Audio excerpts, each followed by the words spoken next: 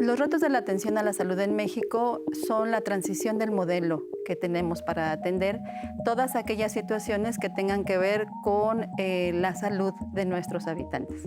Es decir, por muchos años se mantuvo un modelo biomédico que estaba enfocado en atender exclusivamente a tratar enfermedades.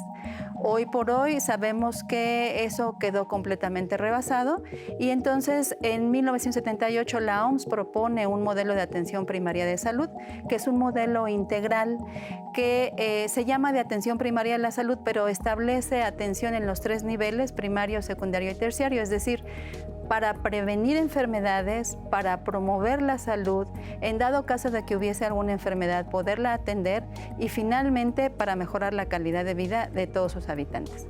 Este modelo lo que plantea es que se involucren todos los sectores que tienen que ver con la salud, que son tanto las personas que habitan en un país como la propia comunidad y por otro lado también los sistemas de salud. En ese sentido se habla de que hay determinantes que son proximales y ahí estaríamos hablando de los estilos de vida, que son factores modificables que las personas pueden modificar para mejorar su salud, para mantenerla o también para tener una calidad de vida en caso de que haya una enfermedad. Por otro lado, también tenemos los determinantes sociales que son más distales y ahí tenemos que considerar, por supuesto, los sistemas de salud, tenemos que considerar la vivienda, tendríamos que considerar el nivel educativo, se tendría que considerar también el hecho de que cuáles son las condiciones medioambientales y culturales. Todos esos factores se tienen que considerar a la hora de generar programas de atención. Este modelo lo que habla es de un modelo totalmente integral, pero no solamente en este sentido, sino también en el sentido del equipo que va a atender estos problemas de salud. Hablamos de un equipo multidisciplinario, en donde no solamente haya médicos, enfermeras, nutriólogas, pero también la participación de otros profesionales de la salud, como ahora se ha considerado también a las y los psicólogos.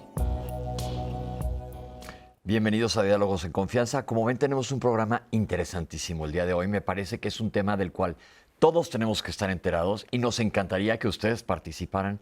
¿Cuáles son los retos de la atención a la salud en nuestro país? Yo creo que son muchísimos y acabamos de escuchar una cápsula muy interesante en donde siempre se piensa que la salud es el médico y ya.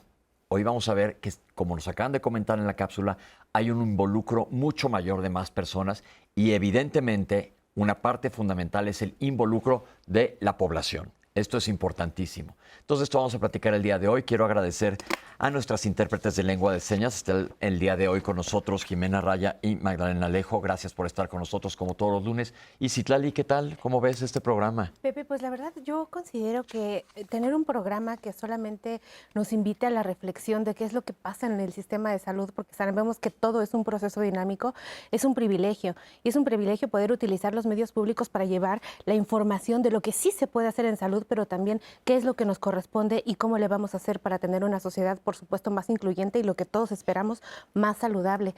Pues ustedes pueden venir a platicar con nosotros esta mañana. Nuestra conversación va a estar de lujo. Yo tengo el privilegio de traer sus comentarios, dudas, reflexiones, quejas, propuestas, que estaría buenísimo porque así se construye el pensamiento crítico. Estos Diálogos en Confianza, su programa, y bueno, pues yo ya estoy listísima para atenderle en nuestras redes sociales. Ahora que si a usted le gusta llamar por teléfono y quiere marcar al centro de contacto con la audiencia, mis compañeros pues están ahí pendientísimos y yo por supuesto de traerle todas las dudas. Pues como siempre le digo, disfrute, goce Diálogos en Confianza, que es de usted. Pepe, pues yo qué te digo más, lista. Y acuérdense que si no pueden ver este programa en este momento, existe nuestra aplicación 11 más. Bájala en tu teléfono y ahí yo hago mucha referencia a otros programas de nosotros en la aplicación. Nada más ábranla y ahí tenemos toda la información de Diálogos. Les voy a presentar a nuestros invitados del día de hoy. En primer lugar, la doctora Evalinda Barrón Velázquez. ¿Cómo estás, Evalinda? Gracias por venir. Bien, muchas gracias, Pepe, Citlali, por la invitación. Siempre es un gusto estar aquí con ustedes. Ella es directora de la Comisión Nacional de Salud Mental y Adicciones. Le damos la bienvenida al doctor Juan Manuel Quijada Gaitán. ¿Cómo estamos? Hola, Pepe. Bien, buenos días a todos. Citlali, buenos días. Él es el comisionado nacional de salud mental y adicciones. Doctores, ¿qué opinan que tengamos este tema hoy aquí en la mesa? Porque yo estoy lleno de preguntas, estoy seguro que Citlali también y el público también.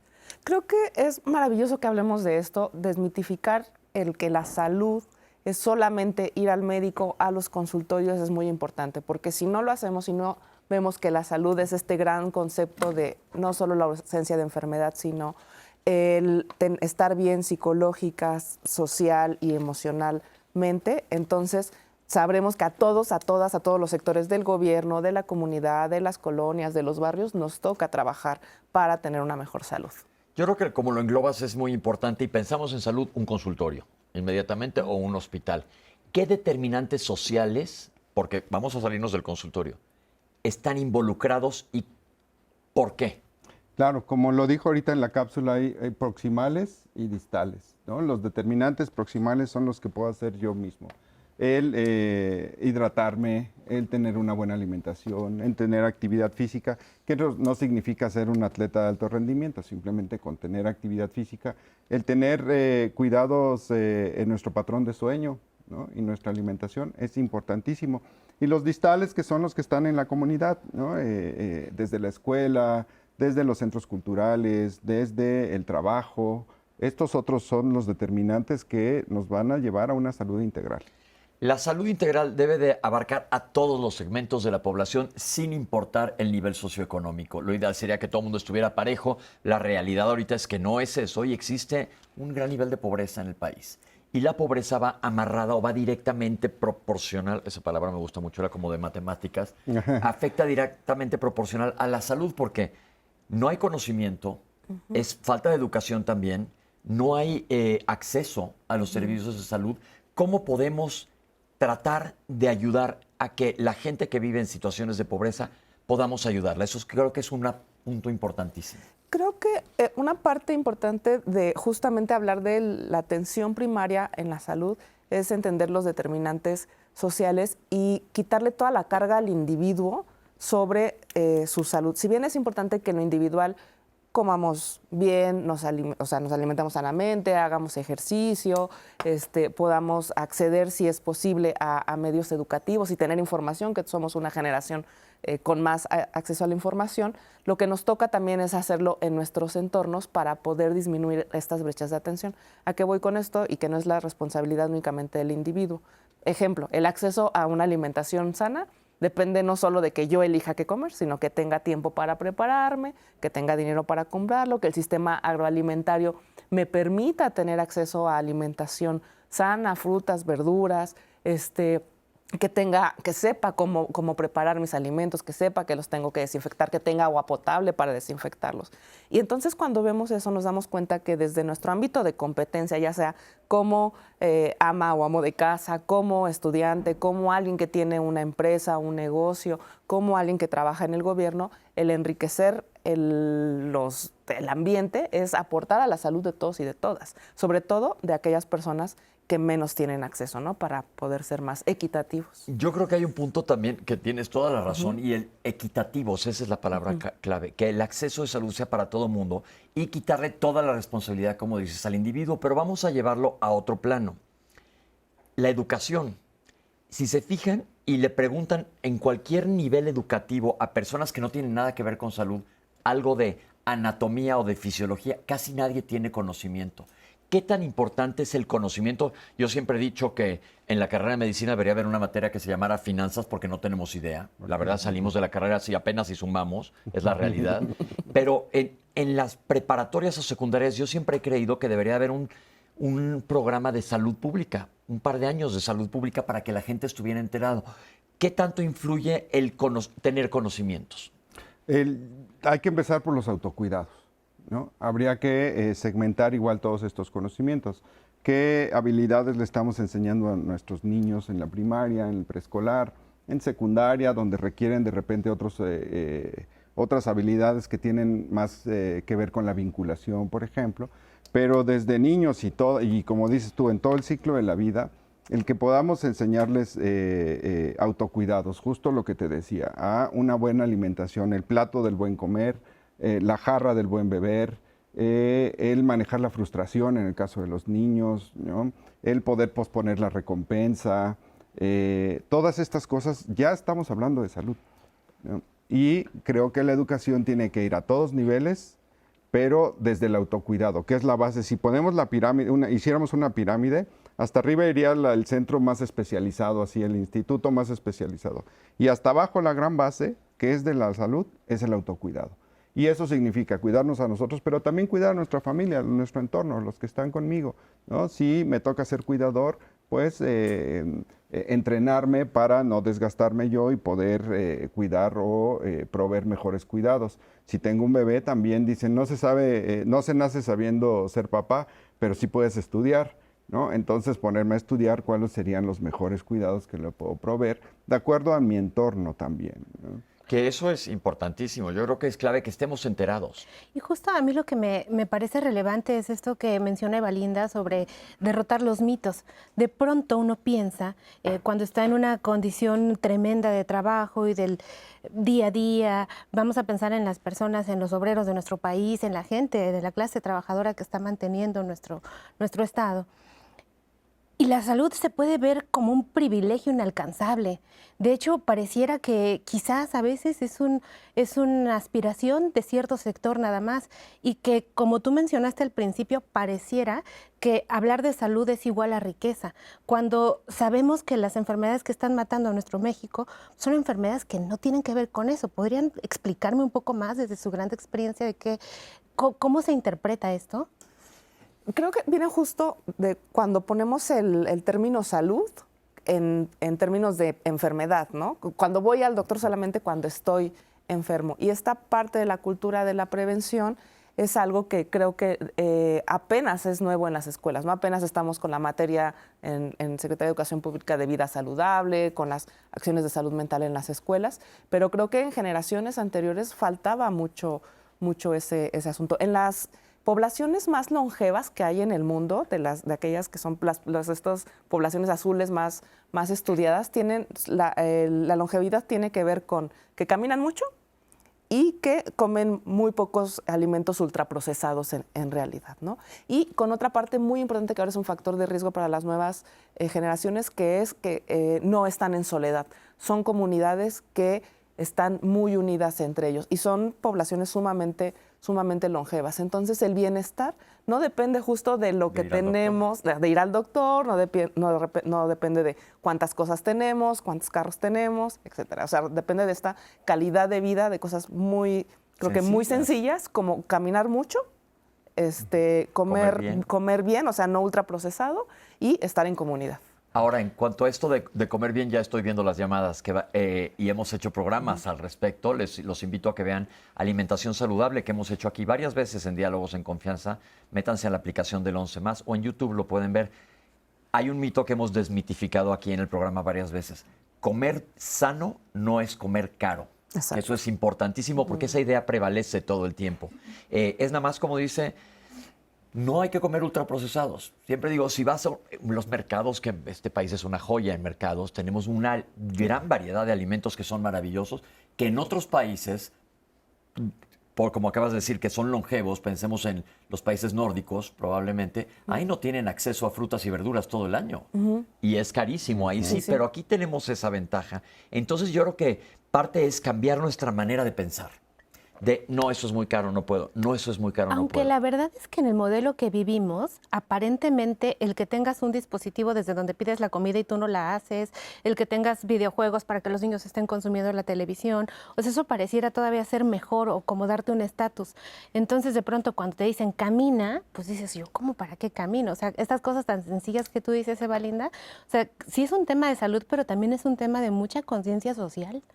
Y me gustaría un poco justamente hablar de la conciencia social, no tanto desde lo individual, sino desde lo colectivo, porque a veces estas recomendaciones que solemos darle a las personas como sal y camina, cuando vives en una situación o en una colonia bastante peligrosa que no puedes salir a caminar, si eres mujer pues menos, hay acoso, no hay senderos seguros, entonces implica justo cuando desde lo social se tiene que trabajar poniendo lugares para caminar, que haya alumbrados, y eso también es salud, ¿no? Claro. O sea, que haya vigilancia, que tú tengas un parque en donde puedas ir y esté seguro, puedas pasear a tu mascota, si hay niños puedan salir y están seguros, sean áreas protegidas, áreas libres de humo de tabaco y emisiones, cosas así. Aquí pensaremos en estructuras financieras que están involucradas en la salud comunitaria. Que eso es importante porque eso, pues ya no es, como dices, quitamos la responsabilidad del individuo, Pero no es quitarla totalmente, sino cada quien hacer su parte. Como Sí, dice, sí. sería ideal que haya lugares alumbrados, lugares libres de humo, lugares seguros para salir a caminar. Lo que dijiste es clave. La gente dice, no, pues yo no puedo pagar un gimnasio. No tienes que ir a un gimnasio. Que eso también lo hemos hecho aquí, es importante que lo vean. Barreras de lenguaje en nuestro país. Híjole, si me das chance, Pepe, yo me Claro. quisiera regresar un Regrésate. poquitito en el sentido de la pobreza y atención primaria a la salud. ¿Por qué? ¿A qué me refiero? Ya podemos hablar ya del dispositivo, de tener acceso a mercados, a parques, pero cuando hay pobreza tenemos que primero asegurar el acceso o la garantía de los derechos humanos. Es decir, ¿no? El que yo tenga acceso a la educación, acceso a vivienda, acceso a trabajo, ¿no? Acceso a agua potable, ¿no? Acceso a servicios básicos, porque ahí empieza la salud. Se dice que el primer paso para de la salud pública o el primer movimiento es agua potable.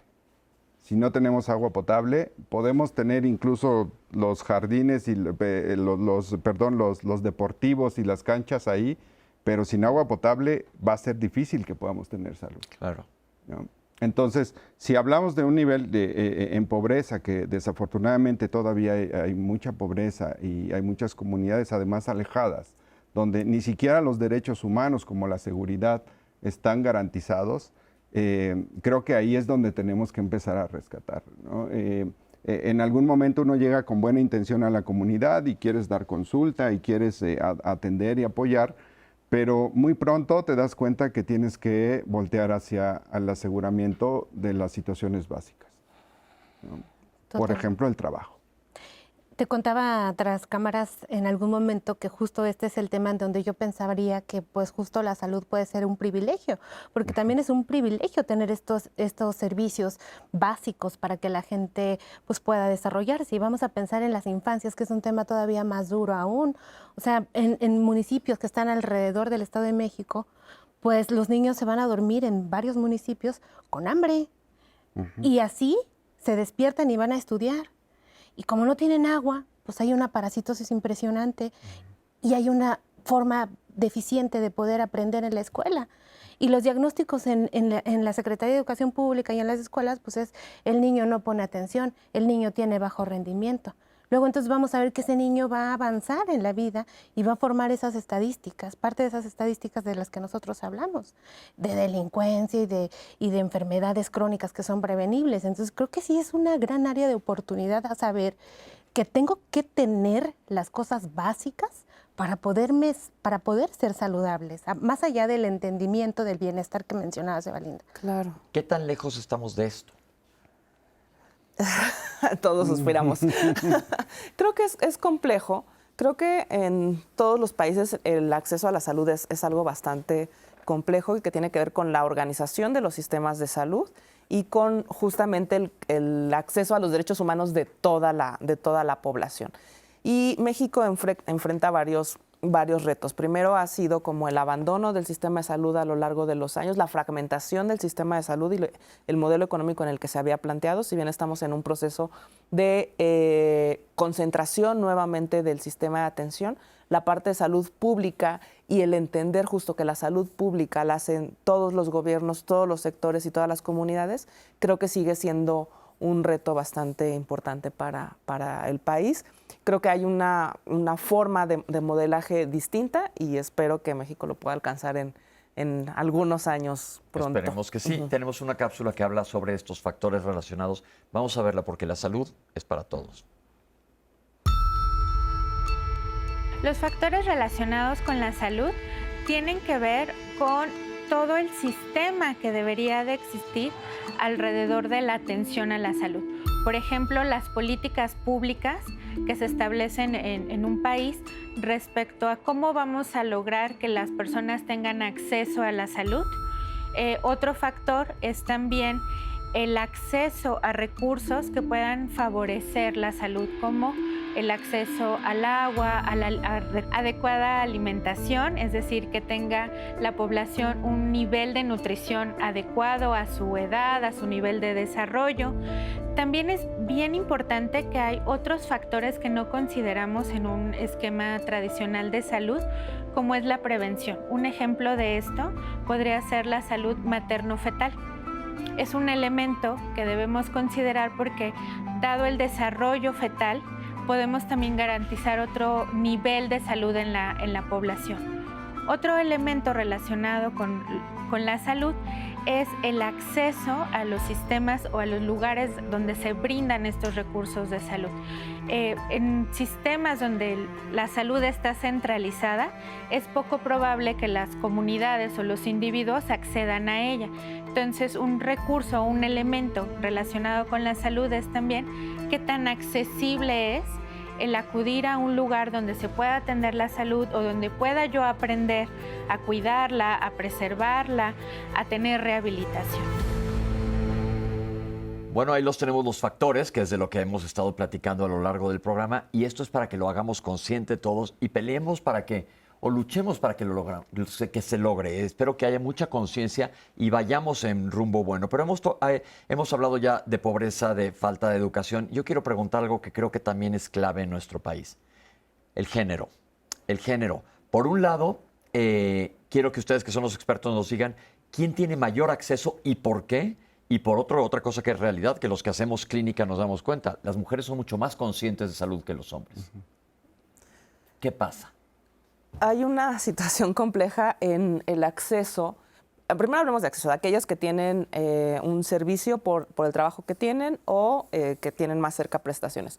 Y tenemos que saber algo, la mayor parte, si bien hemos avanzado mucho, la mayor parte de las personas que tienen un salario que tienen un trabajo con acceso a servicios son hombres, ¿no? La mayor parte de las personas que tienen una propiedad y que tienen recurso económico en México todavía son hombres. Es cierto que las mujeres van más a los servicios de salud, pero no quiere decir que tengan más acceso. Y van por la situación de asignación de cuidados en las mujeres. Entonces te toca cuidar a toda tu familia, claro. Te toca llevar a los hijos, a los adultos mayores, a veces hasta a la pareja, que tienes que andar ahí correteando. Pero si hablamos de acceso, tenemos menor acceso. También hay determinantes sociales que impactan de forma negativa en las mujeres, que tiene que ver con nuestros derechos sexuales y reproductivos, con el hecho de tener información para poder ejercer nuestra sexualidad libremente, de tener derechos sobre nuestros cuerpos todavía en muchos estados y tener acceso al aborto, y también, evidentemente, la atención en enfermedades de transmisión sexual, la atención en salud mental por estar más estigmatizadas, la atención a aquellas mujeres que consumen sustancias psicoactivas. Entonces, hay una división en el género bastante importante, aunque regularmente vemos más mujeres en los centros de salud, en los hospitales, es por el rol asignado de cuidadoras. Sí, y justo lo que dice son hasta el 80% de que quien acude a servicios de atención son mujeres, Sí. pero no todas van a consulta.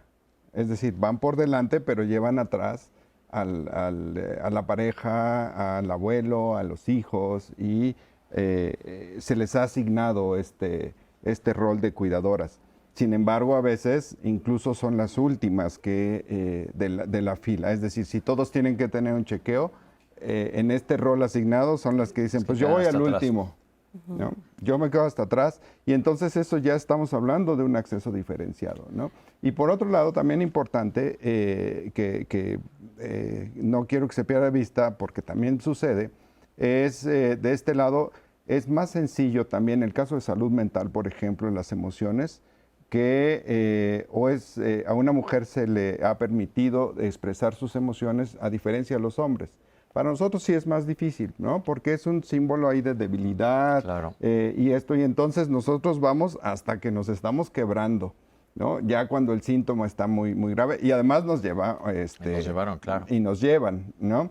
Pero sí sucede que, por ejemplo, en los servicios de salud mental, es más sencillo para una mujer, no puedo generalizar, por supuesto, pero sí expresan sus emociones de mejor manera. Ahora, un tema a mí que me parece muy importante, que no me gustaría dejar pasar, es esto que mencionó Eva Linda sobre qué descansa el modelo médico del que estamos saliendo o estamos tratando de avanzar.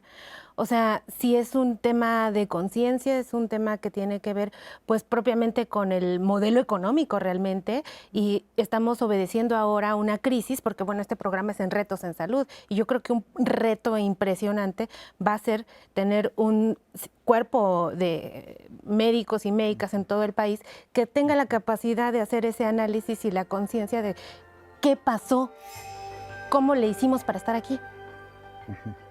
Y sobre todo, ahorita vamos a ir un corte, pero ahorita que regresemos del corte les voy a hacer una pregunta antes de que veamos la cápsula que sigue. ¿Cuáles serían las estrategias ideales en plan estos factores sociales? ¿Qué sería? No quiero decir la palabra utopía, porque utopía no existe. ¿Qué podríamos hacer verdaderamente aterrizable que sería algo que funcione o que a lo mejor inclusive los voy a invitar que nos comparen con otros países en donde sí ha funcionado? Porque pues, hay países que tienen sistemas de salud sensacionales y eso sería ideal para nosotros. Como dice Citlali, la salud es para todos. No importa el estrato social, no importa el nivel socioeconómico, todos deberíamos tener acceso a la salud. Y como ven, la salud no está solo en un consultorio, ni siquiera hemos llegado al consultorio, estamos atrás de él. Ahorita regresamos con ustedes, no se vayan.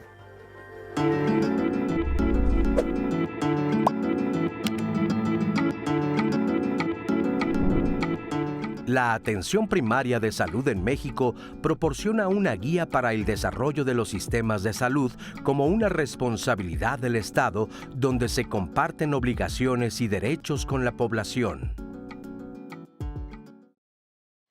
Y bueno, pues esta deliciosa mañana de lunes estamos reflexionando sobre algo muy importante que son los retos en salud para nuestro México. Yo quiero invitarle y recordarle, por supuesto, a que nos escriba a través de nuestras redes sociales. Estamos en Facebook, YouTube, Instagram, X, y también tenemos el centro de contacto con la audiencia. Mire, el número es 5551-664000 y estamos deseando pues conocer cuáles son sus reflexiones.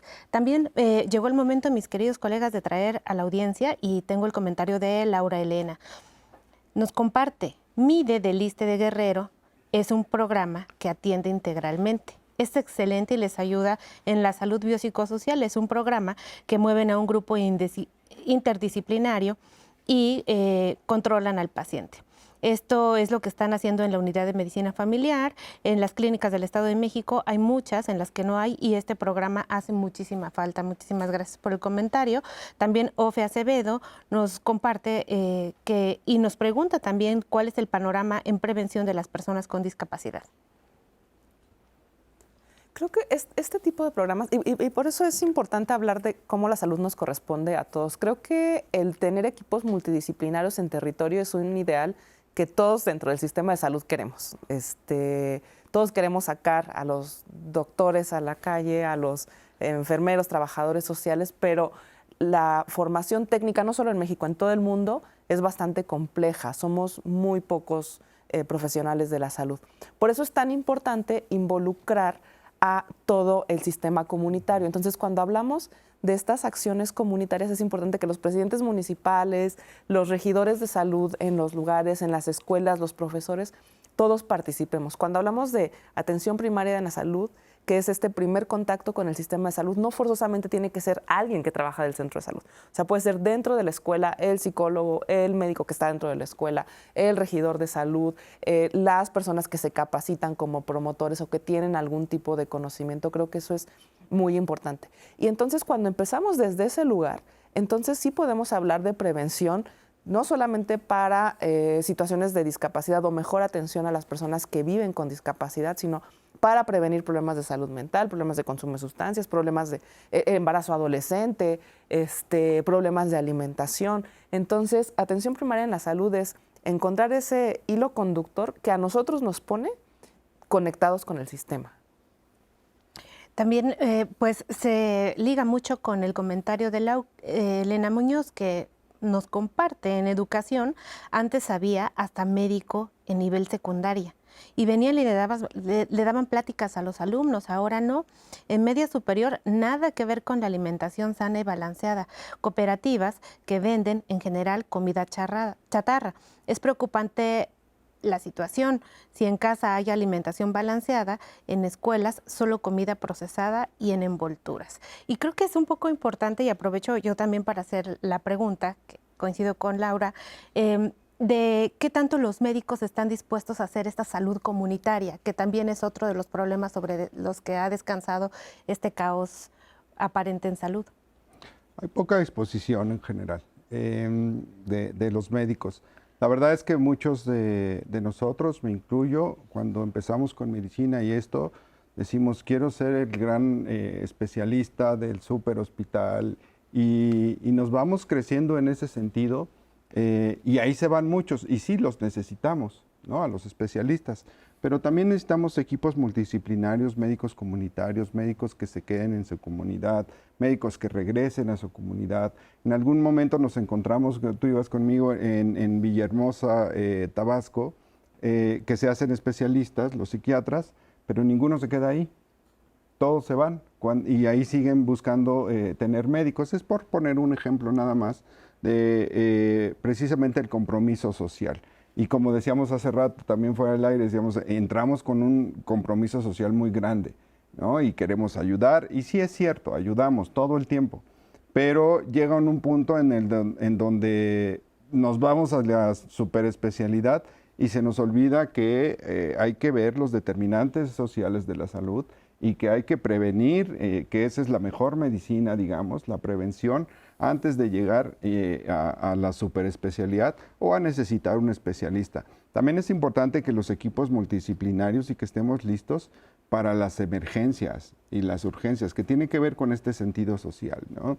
El que de repente yo, aún siendo muy especialista, pues si hay un terremoto como los hay aquí, o sismos, si hay un huracán como ahora mismo lo estamos viviendo en Acapulco, necesitamos manos no solamente de los médicos, sino de toda la población, ¿no? Y que empecemos a crecer independientemente incluso de la carrera que estudiemos, que empecemos a tener un sentido social y participativo en la comunidad. Yo creo que probablemente puede ser el mensaje más importante de todo el programa. Todos tenemos que tener, analícenlo, porque es cosa de sacarlo, ese sentido social. Creo que hay cosas importantes de ver en la parte sistémica. Si bien los médicos, sí es cierto, somos formados hacia la especialización, nuestra idea siempre es hacer un examen nacional de residencias que acaba de ir para ser el súper especialista, el sistema de formación tiene que cambiar no solo en la conciencia social que tenemos como médicos y como servidores públicos, porque si trabajas en el gobierno eres servidor público, sino cómo se estructuran los sistemas de salud y, por ejemplo, el hecho de que los doctores podamos tener un acceso a un salario digno, ¿no? Y que ese salario te permita tener solo un trabajo al que te puedas dedicar, porque si necesitas trabajar en 2 instituciones y en la consulta privada, pues claro que hay una sobrecarga laboral, burnout, y una implicación en la atención a los pacientes. Esa es una parte. Entonces, no solamente es los médicos como individuo y cómo nos forman, sino todo el sistema. ¿Y de qué depende que aumenten los salarios? Bueno, pues que las cámaras en los proyectos de egresos de la federación permitan que se aumenten los presupuestos. Y a esto me refiero con que nos toca a todos y todas, desde lo individual hasta quienes aprueban los presupuestos en las cámaras y que dicen hay que subirles el salario a los doctores para que con un solo trabajo de 8 horas puedan vivir dignamente.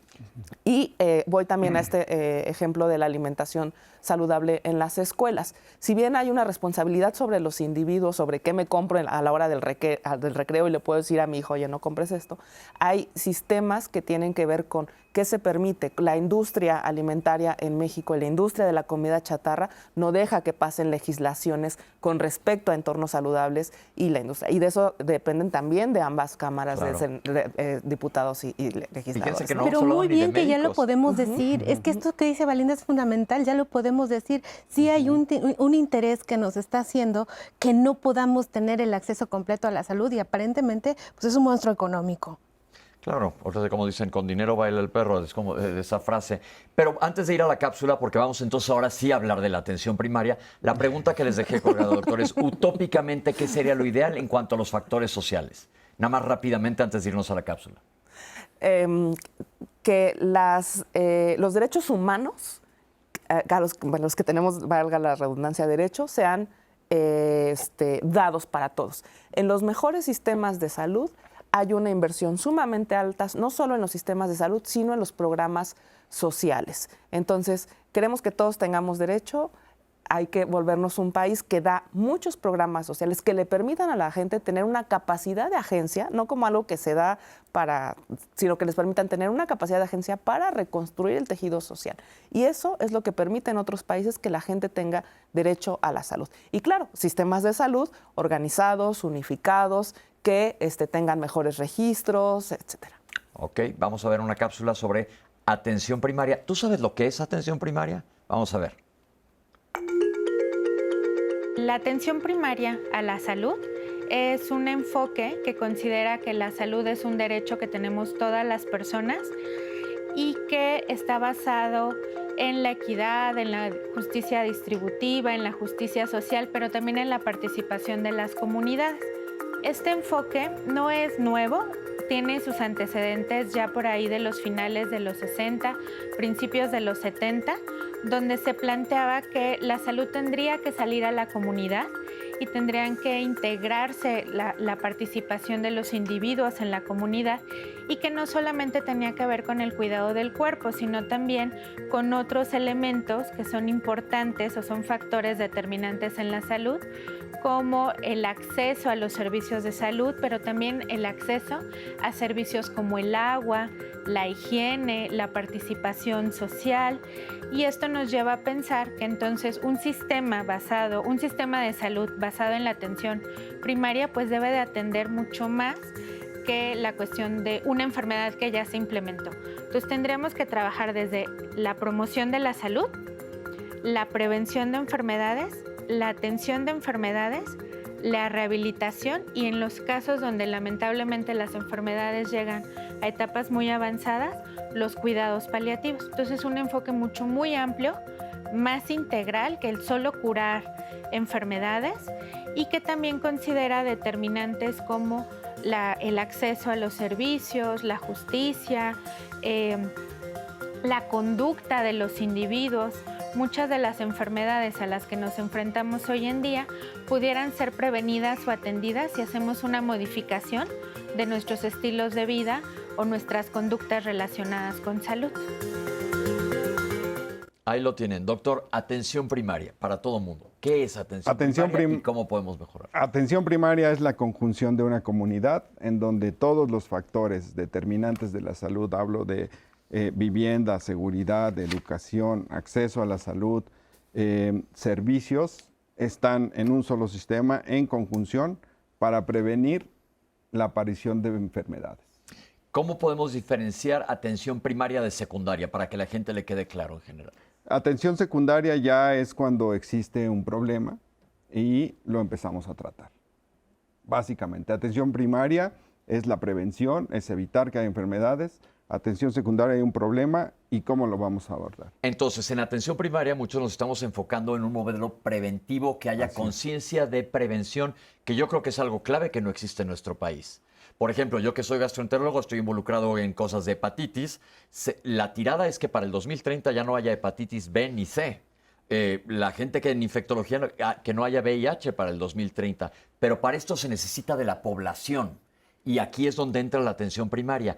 ¿Qué le podemos decir a la gente que nos está viendo en cuanto apoyen a la atención primaria, en hacer prevención, enterarse primeramente cómo podemos prevenir situaciones nosotros?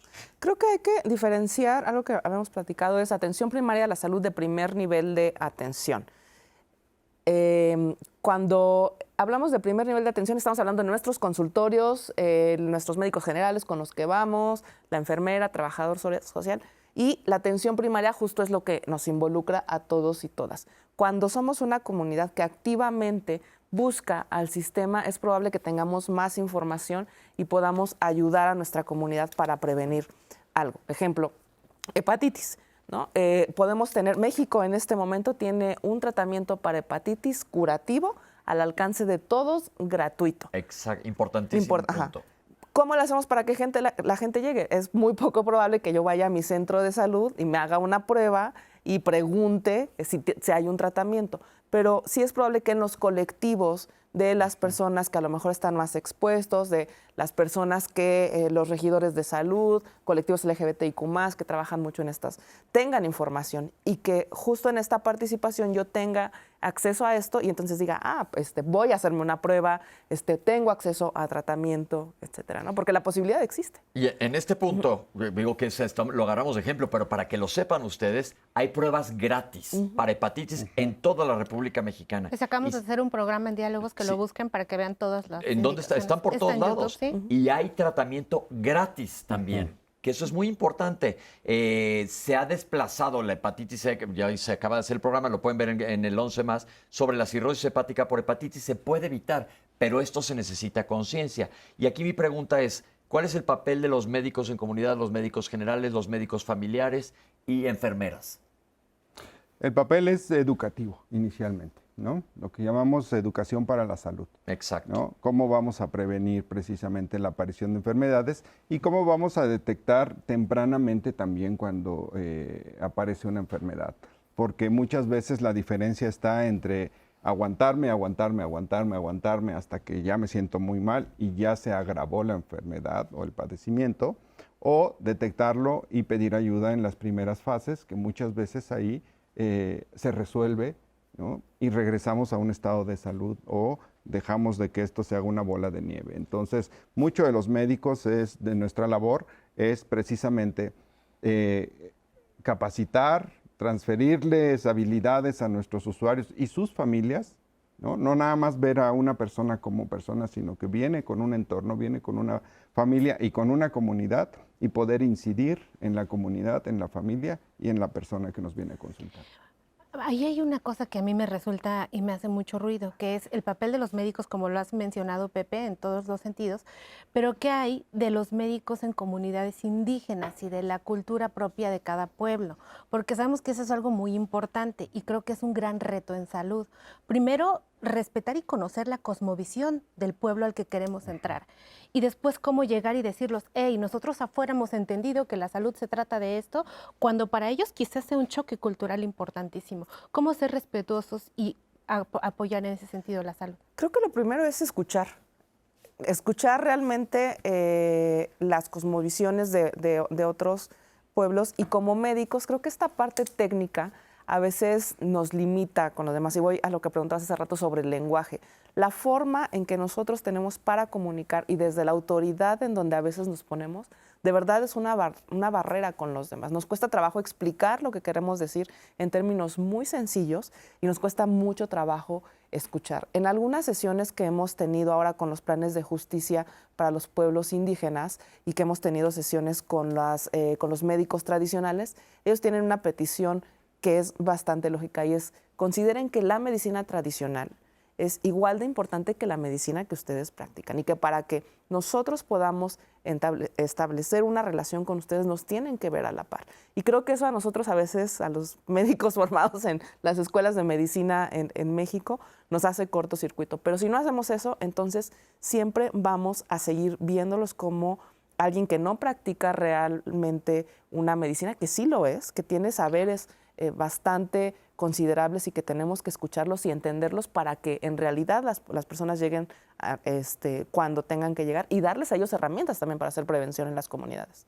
Y también pues este conocimiento es importante, no lo sé, porque quizás sea un área de oportunidad incluso para el desarrollo de fármacos, de nuevos medicamentos, de una medicina un tanto más humanizada y cercana a los recursos naturales, que creo que también está siendo necesario. Claro, desde luego, las currículas, no solamente los médicos, sino en todo el equipo de salud, creo que tendrían que incluir antropología, sociología, porque todo viene en un contexto, ¿no? Entonces, no es nada más dar la receta y ya, porque si no tomas en cuenta el contexto, probablemente se te están yendo muchas cosas. Yo creo que Perdón que ya sabes que estoy siempre muy interesada en el tema de las comunidades indígenas porque creo que es un área de oportunidad. Nosotros hacemos diálogos en confianza aquí pues todos los lunes en salud y hablamos de la medicina basada en evidencia y de los estudios científicos y de las guías de práctica clínica, pero ¿qué tanto de estos estudios que se utilizan con los cuales se norma y se estandariza la salud toman en cuenta a las comunidades indígenas y se hacen estudios sobre comunidades indígenas? Lo pregunto en el sentido de cómo voy a llegar y le voy a decir, mira, todo lo que nosotros hemos estudiado, que no te tomamos en cuenta porque casi tú no formas parte de, pero tienes que hacer caso. Pero sí hay muchos estudios, Bueno, a ver, sobre comunidades indígenas. no sé qué tanto sea el porcentaje, no sé en la experiencia de ustedes en comunidades. Creo que en la parte de estudios clínicos hay como una metodología importante que se ha desarrollado, que es el método científico, pero tenemos que saber justamente que hay como otros métodos de saberes, ¿no? El otro día veía un meme, porque ahora todo es en memes, de cuántos posgrados tuviste que hacer para darte cuenta que la respuesta está en la comunidad. Y la verdad es que la mayor parte de nosotros, muchos. Justo el no considerar a las poblaciones indígenas para poder implementar metodologías hace que las cosas fracasen, ¿no? Claro. El hecho de querer no respetar las normas para, no sé, de las parteras, ¿no? De lugares donde no hay parteras en las comunidades rarámuris, quien atiende los partos son hombres. Entonces, ese simple hecho, como no considerarlos en las normas oficiales, hace que se queden fuera de las capacitaciones. Entonces, no todo son los ensayos aleatorizados, dobles ciegos, para saber si un fármaco funciona o no. El hecho de ni siquiera considerar las prácticas y las cosmovisiones nos deja totalmente fuera. Y es fuera. importante lo que dice Citlali, porque sí hay que considerar a estas poblaciones. Hay muchos estudios clínicos que te dicen, tal población específica indígena tiene, por ejemplo, protección genética contra tal cosa u otra cosa, sí se están incluyendo y debería de estar abierto a más. Y yo creo que en ginecobstetricia se han incluido ahora mucho más a estas personas, que creo que es muy importante su papel, porque ellos son los que están atendiendo los partos en estas comunidades. Entonces creo que esto es muy importante. Ojalá, porque el tema también ahora del reto de la cesárea innecesaria, pues posiblemente. Claro, yo creo que nos sigue ganando todavía esta historia de colonialismo y de invalidación de los pueblos originarios. Honestamente, creo que tenemos que ir saliendo. Veo yo una luz porque creo que empezamos a salir ya de esto, ¿no? De el valor del conocimiento ancestral, el valor de la medicina tradicional, por supuesto, en esta combinación con un método científico y hacer una salud propia, una salud de y para los mexicanos. Vamos a ver esta cápsula sobre medicina conductual. Ahorita estamos con ustedes. Bien, dentro del trabajo de los psicólogos y la medicina conductual, todas y todos los especialistas de esta rama de la psicología van a ser encargados en atender aquellos factores comportamentales que pueden ser modificados para que una persona que tenga algún problema de salud o aunque no lo tenga, pueda tener una mejor calidad de vida. En ese aspecto, en psicología estamos generando también o integrándonos a equipos multidisciplinarios para poder estar dentro de este modelo de atención primaria de la salud y trabajar desde la comunidad, desde el centro de salud o desde un hospital o una clínica familiar o un hospital de segundo y tercer nivel, en donde podemos contribuir, por ejemplo, para aspectos que tienen que ver con enfermedades crónico-degenerativas, las personas que tienen algún problema como la diabetes, para que puedan modificar sus creencias y al mismo tiempo también puedan ser adherentes a los tratamientos que les van a generar una mejor calidad de vida. La idea es que podamos intervenir desde la prevención, es decir, desde antes de que exista la enfermedad, que podamos ayudar a las personas a que tengan estilo de vida saludable, es decir, que comiencen a hacer ejercicio, que su alimentación sea una alimentación en donde haya frutas y verduras, que sepan elegir qué alimentos comer. Incluso esta parte de entender inclusive lo de las etiquetas que están, ¿no? Porque eso va a permitir que las personas se empoderen en saber que su bienestar en integral, ¿no? En lo físico, en lo emocional y demás, pues está también con una responsabilidad en las personas. Por supuesto, esto es un trabajo de todos. ¿En dónde entra esto conductual en un futuro de salud importante para nosotros? Voy a estar un poco de acuerdo y desacuerdo con la cápsula. Es importantísima la parte de salud mental, también desde la perspectiva que estamos viendo atención primaria en la salud, como la salud mental desde esto que se da en toda la comunidad, en el conocimiento de nuestras emociones, hacer frente a los estresores de la vida diaria, que claro que van a tener que ver con las violencias que vivimos y contribuir a nuestra comunidad. Y el sistema de salud tiene que estar preparado para encontrar mejores formas de hacernos contender con esto. Pero si estamos esperando recargarnos solamente en los psicólogos, nos va a pasar lo mismo que con el resto de los especialistas, aunque tenemos más psicólogos. Va a ser muy poco probable que podamos tener a estos psicólogos en todos los lugares. Es muy importante que todo el personal de salud esté capacitado para atender los problemas, primero, para entender las emociones, poder atender de una forma más empática a las personas y detectar los problemas de salud mental. En México sí hemos avanzado muchísimo en esta parte. Tenemos una capacitación que se llama MHGAP para reducir la brecha de atención en salud mental, que se ha capacitado a la mayor parte de los médicos generales en el primer nivel de atención, es decir, en nuestros centros de salud, enfermeras, trabajadores sociales, pero es algo que tiene que seguir. Pero es algo que tenemos que tener la formación todos y todas en el sistema de salud. O sea, todos en medicina deberíamos de aprender esto durante la carrera para que cuando llegue alguien podamos atender. Una muy buena parte, casi el 50% de los problemas que llegan a los centros de salud están relacionados con la parte emocional. Y a los que estuvimos en algún centro de salud nos tocó ver que alguien estuviera yendo recurrentemente y que si le inyectabas vitaminas, etcétera, cuando era un problema de salud mental, que aparte estaba relacionado seguramente con el entorno. Y es que además es muy difícil hacer la conciencia, porque, por ejemplo, vamos a hablar de higiene del sueño, ¿no? O de la persona que tiene insomnio. ¿Es un tema de qué? ¿Es un tema de salud mental? Ambos. ¿Es un tema orgánico? Justamente ¿Es un tema qué? La diabetes. ¿Es un tema de salud mental? ¿Es un tema de cómo convivo con la alimentación, el estilo de vida? ¿O es un tema metabólico, ¿no? O sea, son dos. Es que, Pepe, Citlali, no podemos entender un evento fisiológico si no conlleva un evento psicológico. Y un día alguien nos dijo que son separados, y no es cierto. No es cierto. Todo va junto. O sea, si te pasa algo y te duele, ya también te está doliendo un poquito la emoción, y viceversa. Si te está doliendo una emoción, también se está sacando de alguna manera, como decimos, somatizar, ¿no? Que es la palabra que utilizamos para no decir otras que a lo mejor nos incomodan más en este estigma que se viene acarreando en la salud mental, que por muchos años ha dejado esta parte afuera. Pero si hablamos de una salud integral, pues tiene que estar dentro, porque mi cuerpo, mi mente y mi gente lo tenemos que ver en un bienestar desde la familia y las comunidades. Yo creo que eso es un punto clave.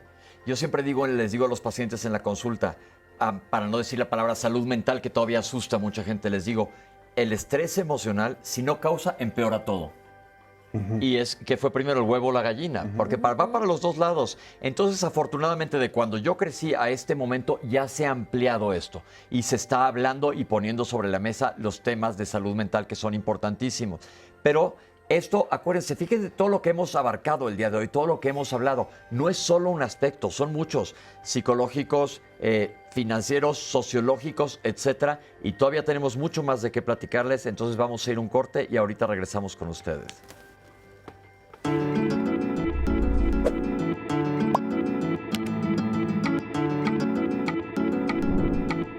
La atención primaria de salud es el conjunto integral de acciones hacia la promoción de la salud y prevención de enfermedades, cuya meta es alcanzar el derecho universal a la salud.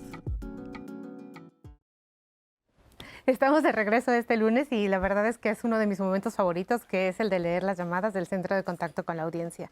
El señor González, de 70 años, de Morelos, nos dice, ojalá en las escuelas se hablara más de la educación nutricional y emocional.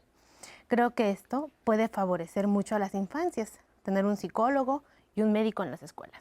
¿Qué opinión les merece? No, y además en un país como este, en donde tenemos tan ligadas las emociones a los alimentos, ¿no? Así cuando llegas y la abuelita dice así de, este es mi nieto consentido, y entonces te da y te da y te da de comer, ¿no? Y si no comes es porque no la quieres, exacto. Entonces, definitivamente es algo que va de la mano, ¿no? La educación nutricional y la educación emocional. ¿Y qué tanto nosotros como médicos y ustedes que están justo en un área importante de comunicación en salud, pues tienen este contacto con la Secretaría de Educación Pública para poder llevar el mensaje y decirles, oigan, la escuela, el plan curricular? Hemos trabajado mucho con ellos. Este sexenio se trabajó en una estrategia integral solamente para prevenir adicciones en el aula. Y la Secretaría de Educación Pública trabajó mucho en esta materia de vida saludable. Y lo que comentaba sobre, tiene que haber un médico y un psicólogo. Yo cuando estaba chavita en la escuela había un médico y justamente por nuestra formación el médico solamente te atendía cuando te estabas enfermo, ¿no? Era como poca la comunicación con los alumnos. Por eso creo que la parte de atención primaria, de atención comunitaria, en donde todos sabemos, los profesores, los prefectos, los directores, los alumnos, los padres de familia, estos temas y damos información para todas y todos, permite que podamos tomar mejores decisiones y que podamos enseñar de una mejor forma a las infancias, a los adolescentes. Entonces sí es importante que haya personal dentro de las escuelas, pero creo que es más importante tanto entrar en la currícula como que todos y todas se involucren en el aprendizaje. Muy bien. Jesús les manda un saludo a todos y nos comparte que se dio de alta en el Seguro Social, pero él no tiene un trabajo estable ni fijo. Es comerciante y quiere saber qué tipo de acceso a la salud puede tener. Dice que pues le gustaría ir a algún lugar o clínica que estuviera cerca de su domicilio. Es parte de la gran transformación que se inició este sexenio en este sistema de salud, en donde todavía tenemos un sistema fragmentado, ¿no? Derechohabientes y no derechohabientes, como si hubiera dos tipos de personas, ¿no? Y dentro de los derechohabientes incluso hay varios, porque yo puedo ser derechohabiente al ISSSTE, al IMSS, al ICEMIN, a Pemex, a Sedena, a Marina, y los no derechohabientes, lo que se busca con el IMSS Bienestar precisamente es que todo el no derechohabiente tenga una seguridad en su salud o seguridad social a través del IMSS Bienestar. Es algo que se está construyendo, es hacia donde vamos, pero hablando de lo que decías hace rato, ¿cómo estaría lo ideal? Una de las partes ideales sería justamente tener un sistema unificado, en donde cualquier persona acuda simplemente al lugar más cercano que tiene a la comunidad y sea tratado no solamente con dignidad, sino con calidez y con calidad. ¿Sería ideal eso, la unificación es que si vas a un sistema de salud, no, tú eres de Sedena, no, tú eres del sistema de salud, tú eres del IMSS, tú eres del ISSSTE, no puedes entrar? ¿Sería ideal que fuera uno solo? Hay países donde es uno solo el sistema de salud, porque tenemos muy buenos hospitales, pero como dices, cada quien trae colgada una etiqueta que entonces no puede ser atendido a lo mejor en el que le queda en la esquina. ¿Qué hay de esto? Sí, los sistemas de salud unificados, donde el presupuesto es mucho más alto y todos tienen acceso, permite que el acceso sea más equitativo. Y un poco de la historia de lo que ha pasado en México con los servicios de salud fue que con la descentralización de los servicios, donde cada uno de los estados recibía dinero federal y estatal por parte del Seguro Popular, que aparte era solamente atendía ciertas enfermedades, y en muchos estados este dinero funcionaba como la caja chica. Hubo estados totalmente desiguales, estados con un sistema de salud muy bueno y estados con otro sistema de salud que en realidad pues no atendía a todas las personas. Y además, si no eras derechohabiente, pertenecías a cualquier otro sistema, pues justo se volvía algo complicado. La unificación del sistema, y ahora con IMSS Bienestar, que primero incluye a todas las enfermedades, que va a llevar como un tiempo tomar la rectoría y que se pueda adecuar bien, pero es la idea, que cubra todas las enfermedades, que no tengas que credencializarte. O sea, tú puedes ir a cualquier hospital y vas a tener derecho al acceso. Va a permitir que esto funcione. La idea o lo ideal, y los sistemas que mejor funcionan son sistemas unificados, en donde toda la población tiene acceso. Fíjense cómo eso no nada más es punto de vista médico. Ahí estamos hablando de otros niveles que tienen que decidir. Eso se me hace muy importante. Síguele, Citlali. Mira, tenemos un comentario que nos dice Silvia Portillo. No va a ser agradable. Pues no, todo tiene que ser agradable. Aquí tenemos que hablar de todo. Yo solo hago un comentario y dice que tiene un problema por una operación de rodilla y está en un protocolo de estudio. El seguro no tiene contrato con el hospital en donde me pueden enviar. Entonces ella se pregunta a qué buen servicio puede llegar, o sea, cuál sería un buen servicio para el asegurado y en dónde podría reportar este problema. Este comentario de Silvia Portillo lo uno con otras personas que justo dicen, pues es que ya operarte en el sistema de salud está imposible, es que esto no se va a poder. No sé si podemos darles algún comentario o retroalimentación. Bueno, lo primero, ya para ser muy específicos, habría que saber exactamente qué problema tiene para poder hacerle una referencia o darle una guía de qué es lo que necesita. Sin embargo, pues no somos nosotros, a la vez sí, pero los indicados es propiamente su seguridad social. Si tiene seguridad social, IMSS o ISSSTE o el que tenga, creo que debe de dirigirse ahí a sus médicos, a los especialistas, para que le den el caminito hacia mejorar su salud, en este caso la cirugía. Y cuando si tu sistema no te lo da, pues entonces sí se vuelve a veces una carta de navegación por toda la ciudad, las ciudades, los sistemas, y termina a veces uno cayendo hasta en charlatanería o en cosas que te hacen incluso gastar más recursos de los que originalmente hubieras gastado. Muchas gracias por mencionarlo, Quijada, porque justo es el tema que siempre decimos aquí, no a la charlatanería, pero también tenemos la necesidad de la persona que dice, pues es que yo fui y nadie me hizo caso, no a la automedicación, pero también tenemos el tema en donde la persona esperó muchísimo tiempo y no fue atendida, entonces pues dice, pues paracetamol, ibuprofeno, etcétera, ¿no? O sea que creo que es un tema importante que hay que visibilizar. Importante. También tenemos la llamada de Olga, que dice, me he topado con comunidades indígenas del estado de Chiapas donde solo toman refresco. Especialmente, nadie se está preocupando por ello. ¿Cómo van a mejorar la salud así? Estas zonas son áreas olvidadas por el gobierno. ¿Cómo concientizarán a la población de su propio cuidado? Son temas bastante complejos porque, como decíamos, sí empieza por el autocuidado y por decir, ya no tomemos aguas azucaradas, las campañas, se avanzó mucho con el tema de etiquetados, de cómo aprender a leer las etiquetas, pero vamos a lo que decías antes, los sistemas económicos son sistemas carniceros en México. Que en una comunidad se permita o no se permita, o en las escuelas se permita o no se permita refrescos, tiene que ver con las legislaciones. Y las legislaciones, nuestros legisladores, nuestros representantes, tienen presión de las industrias agroalimentarias. Entonces, hacer un frente común por la salud para poder protegernos a todos es una cuestión de todas y de todas. Entonces, donde los servidores públicos, senadores, diputados, gobernadores, presidentes municipales, tenemos que ir avanzando a la par para poder hacer comunidades sanas. Y pues la propia comunidad dejar que no pasen a lo mejor ciertas cosas que pueden ser de cuidado, si es que algunas personas dentro de la misma comunidad ya se dieron cuenta que pues puede ser perjudicial para la salud. Eso ha sucedido. Hemos estado en algunas comunidades donde se organizan propiamente y dicen aquí no va a entrar las frituras, ¿no? Y no entra ninguna fritura. Y aprovechando que dices de Chiapas, yo le quiero mandar un saludo, por supuesto, que hemos estado por allá en Corazón de María, a todos nuestros amigos y hermanos de Corazón de María, allá en los Altos de Chiapas, en donde justamente hemos aprendido mucho de ellos, de sus haceres y sus quehaceres. Y allá nos enseñaron algo que a mí me gusta mencionar mucho, que ellos me decían, de este lado en la ciudad ustedes separaron el alma y el cuerpo. Y entonces decían, acá alma y cuerpo somos uno. Pues tú dijiste, Quijada, mi cuerpo, mi mente y mi gente. ¿Así dijiste? Así es. Pues es que eso es parte de lo que va a ser la salud, la esperanza de la salud y la prevención en México, Pepe. Vamos a ver esta cápsula sobre los modelos de atención. Al día de hoy tenemos un sistema de salud en general que es reactivo. Es decir, tenemos un sistema de salud que es visitado por la población cuando ya está enferma. No tenemos un sistema de salud preventivo que ponga el acento en el cuidado, en la observación de prácticas de salud que contribuyan a mejorar el estado, el bienestar de la población.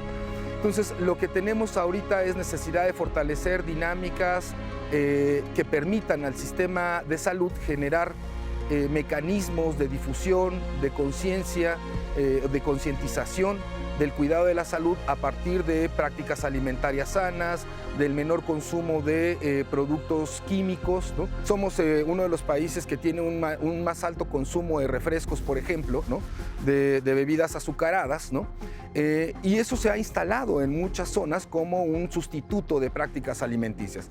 Recuperar las formas tradicionales en las que se alimentaba la familia mexicana implica volver al mercado, implica volver a los consumos del campo, implica volver a entender que requerimos un equilibrio distinto en el tipo de productos y de consumo que realizamos. No es un asunto solo de cambio en la industria, es un asunto de prácticas de consumo de las personas que entienden que en la medida en la que cuidan su alimentación, cuidan y desarrollan actividad física, tienen menor presencia, menor riesgo de presentar enfermedades. Y creo que ahí hay un tema fundamental emparejado y que además le da un impulso importante al proyecto de IMSS Bienestar. Y es sin duda alguna el enfoque que está centrado en el cuidado preventivo de la salud a partir de generar nuevas prácticas, nuevas dinámicas de cuidado del cuerpo y evidentemente nuevas dinámicas también de responsabilidad propia con uno mismo, ¿no? Entonces creo que eso sí es un acierto en términos del proyecto y del programa y de la institucionalidad misma de IMSS Bienestar, ¿no? Fíjense lo que nos acaba de decir y volvemos a lo mismo. No es solo de una persona, sino de la sociedad. Y sí, el individuo es muy importante. Le damos la bienvenida al doctor Luis Durán Arenas. Gracias, doctor, por estar aquí con nosotros. Profesor titular de la Facultad de Medicina de la UNAM. Y doctor, voy a arrancar con usted preguntándole algo en base a lo que acabamos de ver. Estamos buscando que la prevención sea lo ideal. Lo ideal. Yo siento, y corríjanme si estoy mal, que somos un país que no tenemos conciencia de prevención de enfermedades a ningún nivel. Pero ¿qué tanto se hace énfasis en los alumnos de medicina para que trabajemos cuando egresamos de la carrera, de la facultad, estar bien enterados de promocionar la prevención? Porque, y puse un ejemplo muy burdo hace rato que digo, en oftalmología y en dermatología siempre hay que mandarlos con los especialistas porque en realidad aprendemos muy poco en la carrera de esto. Es una realidad. En general, cuando sales de la carrera sabemos muy poco de estas dos materias. Pero se hace mucho énfasis. Yo me acuerdo que llevamos, por ejemplo, el tema de diabetes, a la vez que llevas el tema de esclerosis lateral amiotrófica, un tema que es muy poco común. ¿Qué tanto debería de ser el programa de estudios de salud en medicina muy enfocado a atención primaria, que los médicos generales pudieran manejar perfectamente bien una diabetes, una hipertensión, el problema de alimentación adecuada, sobrepeso y obesidad? ¿Qué hay de esto y hacia dónde vamos? Muy bien. Precisamente en estos momentos en la UNAM estamos haciendo una revisión del plan de estudios. Pero, no obstante eso, desde hace ya 10 años, que entró en vigencia el que está actualmente, el esquema tiene a lo largo de la carrera 4 años de enseñanza de salud pública. El primer año se llama lo que es la salud pública, que ojalá pudiéramos tener tiempo para explicarles lo que es, porque realmente es muy importante. El segundo año que trabajamos en promoción de la salud. El tercer año en epidemiología clínica, que es para hacer mejor clínico. Cuénteles al público qué quiere decir epidemiología, que probablemente no sabe. Epidemiología es el estudio sobre las poblaciones y la salud de las poblaciones. Es fundamental para saber qué magnitud tienen los problemas de salud, pero también qué tan saludables estamos. Tenemos esta parte, digamos, de la inteligencia estadística.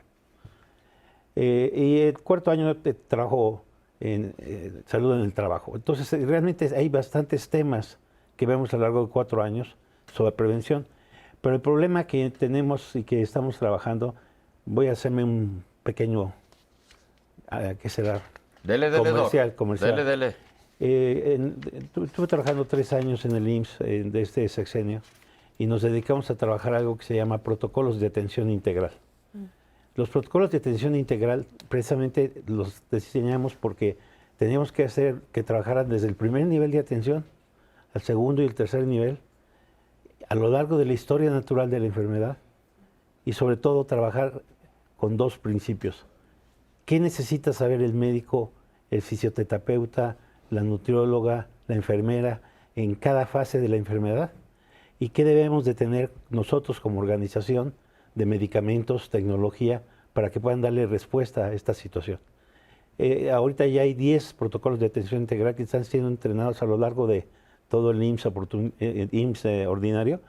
Y una de las cosas que ahora que he regresado a la UNAM quiero hacer es precisamente formar a la gente con base en estos protocolos, para que sepan qué hacer con las 20, 30, 40 principales enfermedades: diabetes, hipertensión, cáncer.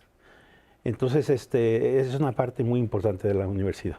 Es que yo creo que esto es un punto muy importante, y hablando de medicina conductual es parte de que el médico general sea el que pueda resolver la gran mayoría de estos problemas. Porque está muy bien que en la carrera sepas que existe una uveitis anterior, que es esto, una inflamación de cierta parte del ojo, que es muy poco común. Pero yo siento que es mucho más importante que el médico general sepa manejar diabetes, sepa manejar emociones, etcétera. Entonces yo creo que esto sería muy interesante. ¿Y cómo lo vería a futuro, doctor? Bueno, yo creo que lo que veo de atractivo es que relaciones dos cosas. Lo que el médico general tiene que ver, que ahorita no lo sabe, o sea, en general lo que tenemos es un consultante, ¿no? Exacto. Recibe una consulta, da la consulta, lo que sea la necesidad aguda del paciente, y no hay una acción sobre la salud. Y con los protocolos de atención integral presente lo que buscas es que aprenda a él lo que puede hacer con el paciente y sobre todo a generar salud. Porque el problema que tenemos nosotros es que no generamos salud, atendemos enfermedad. ¿No? Es lo que hemos estado hablando, que creemos que es una parte fundamental. Y otra cosa es que la prevención no es tan medible. Se les voy a poner un ejemplo muy fácil. Hemos platicado aquí de cáncer de colon y de colonoscopía. En la colonoscopía, si haces una colonoscopía, encuentras un polipito chiquitito, milimétrico, y lo quitas, que es un pólipo como una verruga, lo pongo entre comillas, pero para que me lo entiendan ustedes, que está creciendo en el colon. Se lo quitas, el paciente se despierta y se va feliz a su casa.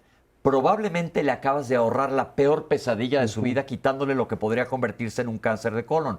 Pero como no es medible, el paciente no tiene tanto interés en esto. Sí, y ahí hay un estudio. En este sexenio trabajamos en prevención de adicciones, y la prevención de adicciones, ¿qué es? O sea, que haya acciones comunitarias, clubes de lectura, acciones deportivas. ¿Con cuántas acciones deportivas previenes que alguien consuma sustancias o que tenga una mejor salud mental? ¿Cómo mides los clubes de lectura? ¿Cuántas personas ayudó en su salud mental? Se vuelve bastante complejo, y de ahí viene esta parte importante en donde nos centramos justo en la patología, ¿no? Porque es lo que vemos. Pero la parte de prevención ahorra muchísimo dinero, no solo al sistema, sino a las familias y a los individuos. Y no solo estrés económico, el estrés emocional, una enfermedad seria acaba con la persona y con su entorno, que esto es algo muy importante. Y preguntarle también al doctor qué tanto están trabajando en la parte de la formación y la enseñanza, en cómo ver a una relación médico-paciente, que es algo que me parece fundamental.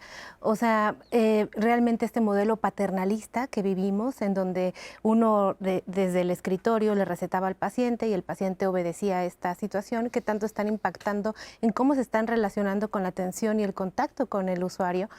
Ahora los nuevos estudiantes de medicina, si sigue vigente este tema de yo doctor te mando y usted paciente obedece. Hay una caricatura muy divertida que presenta lo que era por ahí de 1930, 40, el médico montado en un pedestal y el paciente allá abajo, y el médico recibiendo en una acción fiduciaria de fe del paciente su vida en sus manos. Eso es algo que ya quedó en la historia. Quedó en el olvido. Con las redes sociales, la imagen que tenemos ahora del médico y que tenemos que tratar con los alumnos es un médico que llega a ver un paciente, el paciente le dice, vengo porque tengo diabetes. ¿Quién se la recetó? ¿Quién se la diagnosticó, perdón? Yo lo vi en internet, hice una prueba, está el test, aquí está la app. Por cierto, se la recomiendo, está muy buena. Me la aplico y tengo diabetes. Vengo a que usted me diga cómo estoy, qué tan avanzado estoy y que me dé un tratamiento. Por cierto, que sé que me va a dar metformina y tiene efectos colaterales. Necesito que me los explique. Entonces, la relación médico-paciente se ha transformado de una relación, como tú decías, paternalista, basada sobre todo en la fe, a una relación de demanda, con conocimiento, y poniendo al médico en una posición de tener que saber más y sobre todo tener que darle al paciente más información. Yo creo que esto es definitivamente clave. Y hemos platicado también que las redes sociales funcionan para el bien y para el mal. Entonces, lo ideal es que y esto ojalá y nos estén viendo miles de estudiantes de medicina ahorita, que seas más amigable. Yo también digo aquella época de cuando pasaba visita el jefe de piso, íbamos todos los residentes y como en la escala de Darwin, atrás los pasantes y hasta atrás el pobre interno, y no te atrevías a preguntar casi nada, y con la espada de Damocles te preguntaban y te ponías a temblar. Tenemos que hacer que la conversación entre el paciente y el médico, no voy a decir el médico, el trabajador de salud, porque estamos hablando que es un modelo integral en donde, y es muy importante hablar de la psicología, el psicólogo, la enfermera, el trabajador social, estemos al mismo nivel. Quitar esta idea de que el médico, yo hice mi subespecialidad en Japón, y al médico lo tienen todavía muy en un papel muy alto. Tenemos hasta una manera honorable de hablarle, pero Están en somos el Olimpo. exactamente iguales. Y el ejemplo claro es que cuando un médico se enferma es el peor paciente. Así es. Es el peor paciente. Y el acceso a la información, a la buena información, es escaso porque hay mucha mala información también. Y comentábamos que la comunicación efectiva entre el personal de salud y el paciente es algo deficiente. Y esto nosotros, y esto lo estoy diciendo justo para comunidades de trabajadores en salud, aprendamos a explicarle a la gente. Yo creo que esto es muy importante y esto lo comentamos ahorita. ¿Qué opinan? Sí, la comunicación se nos hace bastante difícil a los doctores. Eso creo que hay que echarle humildad a veces. Nos cuesta mucho trabajo poder no solo hablar, sino escuchar a los pacientes. Porque seguimos creyendo, sí es súper complicada la carrera, sí es bien difícil. Hace rato estábamos hablando de la violencia en la que se vive, de que es algo, sales ya bastante grande cuando la mayor parte de la gente ya tiene sus familias y su casa y tú sigues siendo estudiante, y creo que se hace complejo. Pero en esta relación de uno a uno, donde el paciente tiene que contribuir en su tratamiento, tiene que decirte, ¿sabes qué? No prefiero esto, prefiero que a lo mejor sea de esta forma. No voy a comer eso, prefiero que sea así. Y tenemos que echarle humildad, es súper importante, porque si no, entonces no vamos a lograr nunca el apego al tratamiento. Yo creo que otro aspecto importante es que la atención es multidisciplinaria. Eso. Por lo tanto, se tiene que dar un equipo de trabajo. Y un equipo de trabajo que es horizontal. No tiene un jefe y ayudantes. Estamos trabajando conectados. La nutrióloga le dice al médico lo que ella diagnostica el estado de nutrición del paciente, el médico hace lo que tiene que hacer, la enfermera tiene que hacer su papel, el fisiatra también. Este es un factor muy importante y el trabajo en equipo es algo que no nos enseñan en ningún lado. Y tenemos que enseñar a la gente a trabajar en equipo. Y la otra parte que me parece muy importante es que tú tengas la posibilidad de ver con estos protocolos de atención integral cuál es tu rol, cuál es tu papel en el equipo y contribuir. Fíjense lo que está diciendo el doctor. Es importantísimo que trabajemos en equipo, que le bajemos 2 rayas, como dicen los chavos ahora, y seamos humildes y ayudemos todos porque el objetivo es la salud. Ahorita regresamos con ustedes.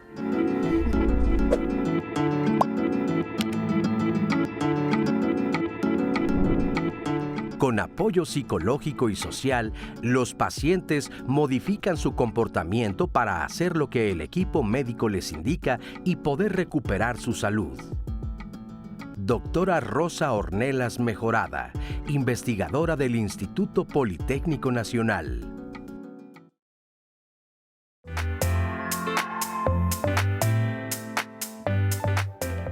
Si no, vemos que la salud es este gran concepto de no solo la ausencia de enfermedad, sino el estar bien psicológica, social y emocionalmente. Entonces, sabremos que a todos los sectores del gobierno, de la comunidad, de las colonias, de los barrios, nos toca trabajar para tener una mejor salud. Los determinantes proximales son los que puedo hacer yo mismo. El hidratarme, el tener una buena alimentación, el tener actividad física, que no significa ser un atleta de alto rendimiento. El tener cuidados en nuestro patrón de sueño, ¿no? Y nuestra alimentación es importantísimo. Y los distales, que son los que están en la comunidad, ¿no? Desde la escuela, desde los centros culturales, desde el trabajo. Estos otros son los determinantes que nos van a llevar a una salud integral. Lo que nos toca también es hacerlo en nuestros entornos para poder disminuir estas brechas de atención. ¿A qué voy con esto? Y que no es la responsabilidad únicamente del individuo. cuando vemos eso nos damos cuenta que desde nuestro ámbito de competencia, ya sea como ama o amo de casa, como estudiante, como alguien que tiene una empresa, un negocio, como alguien que trabaja en el gobierno, el enriquecer el ambiente es aportar a la salud de todos y de todas, sobre todo de aquellas personas que menos tienen acceso, ¿no? Para poder ser más equitativos. Creo que la educación tiene que ir a todos niveles, pero desde el autocuidado, que es la base. Si ponemos la pirámide, hiciéramos una pirámide, hasta arriba iría el centro más especializado, así el instituto más especializado. Y hasta abajo la gran base, que es de la salud, es el autocuidado. Y eso significa cuidarnos a nosotros, pero también cuidar a nuestra familia, a nuestro entorno, los que están conmigo. El bienestar no depende justo de lo que tenemos, de ir al doctor, no depende de cuántas cosas tenemos, cuántos carros tenemos, etcétera. O sea, depende de esta calidad de vida, de cosas muy sencillas, como caminar mucho, comer bien, o sea, no ultraprocesado, y estar en comunidad. Cuando hay pobreza, tenemos que primero asegurar el acceso o la garantía de los derechos humanos. Es decir, ¿no? El que yo tenga acceso a la educación, acceso a vivienda, acceso a trabajo, ¿no? Acceso a agua potable, ¿no? Acceso a servicios básicos, porque ahí empieza la salud. El primer paso de la salud pública o el primer movimiento es agua potable.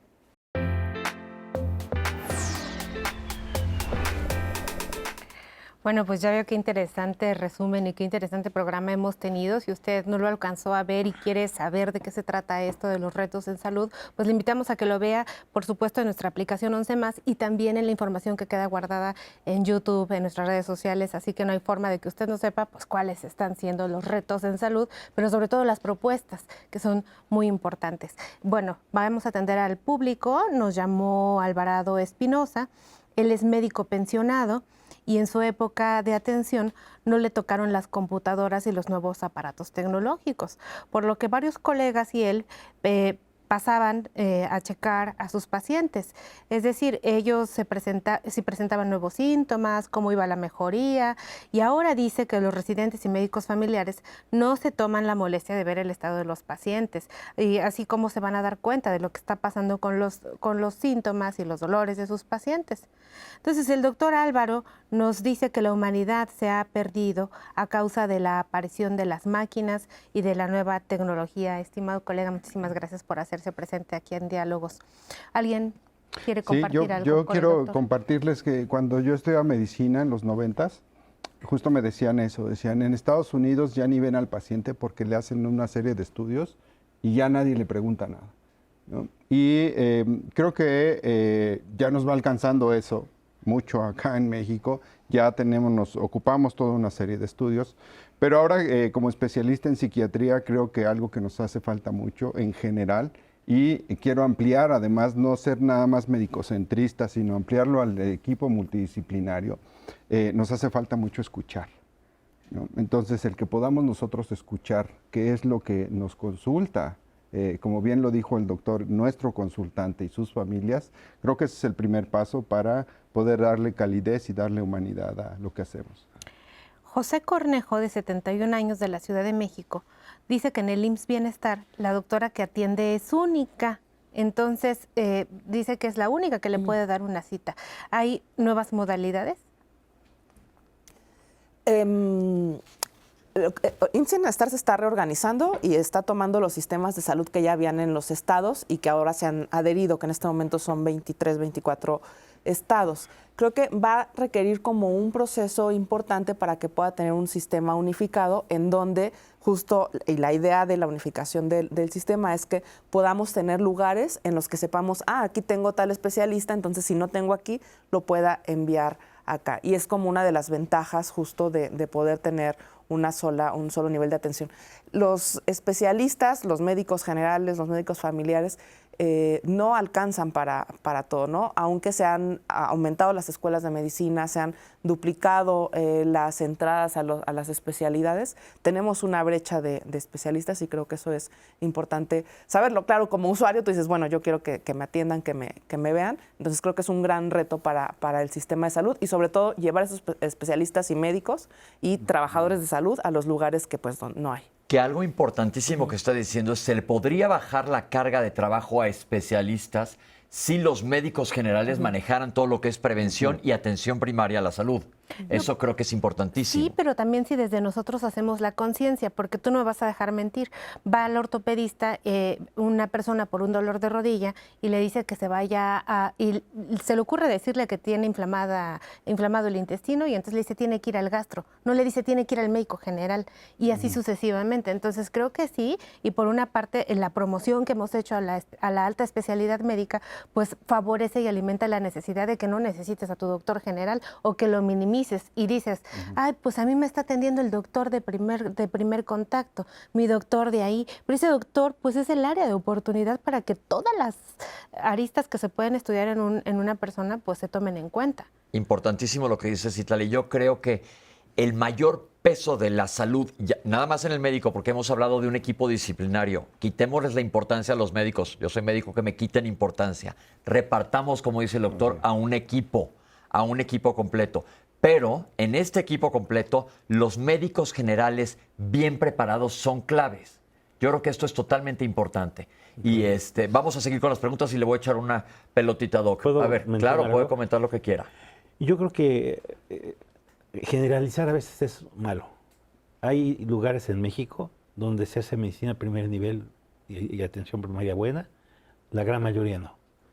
¿Pero por qué? Porque hemos formado a un médico que no es el médico que teníamos nosotros.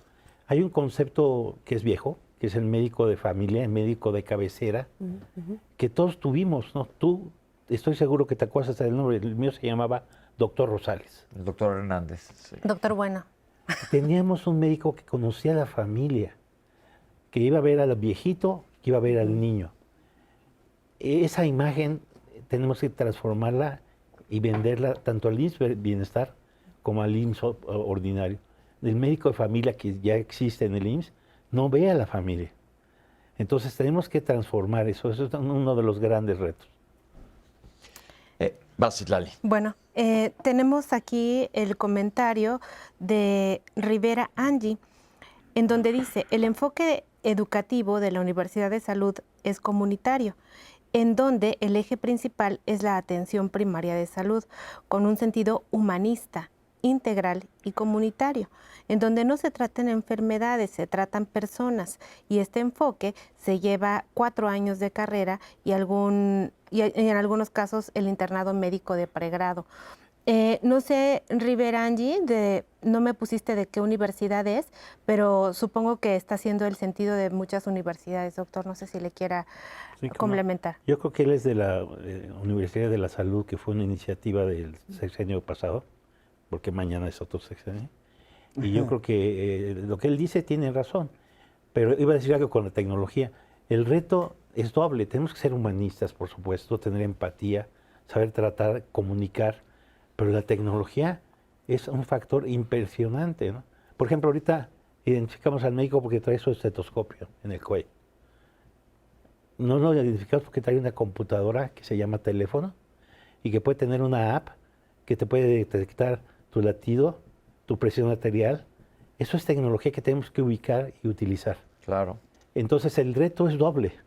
¿Cómo mantenemos una visión humanista al mismo tiempo que incorporamos la tecnología de una manera inteligente y efectiva? Yo no solo hablaría de estos dos retos, sino del reto institucional. O sea, tú puedes estar formado con la visión más humanista y más comunitaria, pero si tu contrato dice que tú tienes que ver 20 pacientes de a 15 minutos cada uno, donde tienes que llenar 5 formatos, no puedes salir a la comunidad, obviamente, no tienes permiso ni siquiera de salir del consultorio.